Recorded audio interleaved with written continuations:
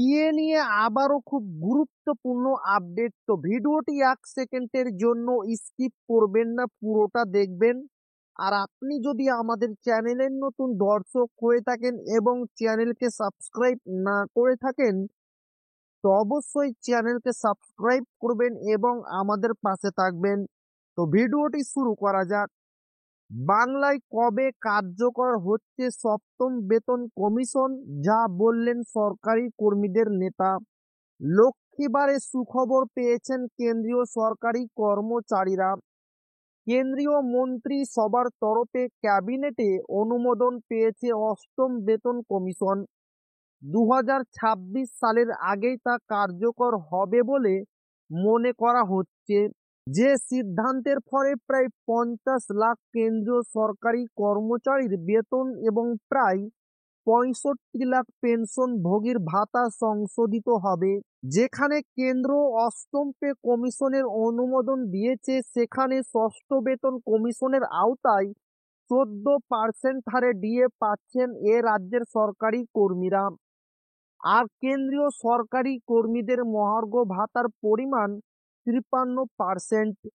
কেন্দ্রীয় সরকারি কর্মচারীদের সঙ্গে এ রাজ্যের কর্মীদের মহার্ঘ ভাতার ফারাক দাঁড়িয়েছে 39%, যা নিয়ে ক্ষোভ উগরে দিচ্ছেন সরকারি কর্মীদের একাংশ।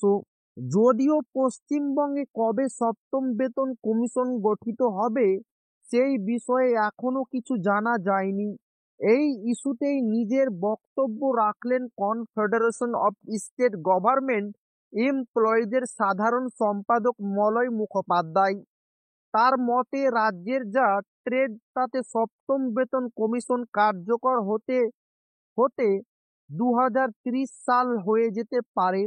তার কথায় এ রাজ্য 2015 সালের 27শে নভেম্বর নয়া বেতন কমিশন গঠন করা হয়েছিল। তারপর এক বা দুবার নয়, পাঁচবার কমিশনের মেয়াদ বাড়ানো হয়েছিল।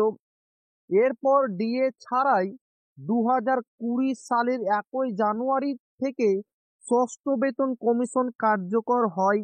বর্তমানে রাজ্য সরকারি কর্মচারীরা 4টি কিস্তির 14% মহার্ঘ ভাতা হাতে পাচ্ছেন, যা কেন্দ্রের তুলনায় 39% কম।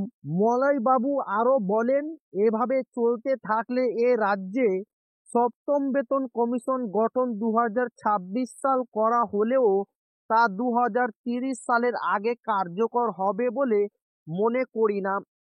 তো এই ছিল ডিএ নিয়ে খুব গুরুত্বপূর্ণ আপডেট, যা আপনাদের মাঝে শেয়ার করলাম।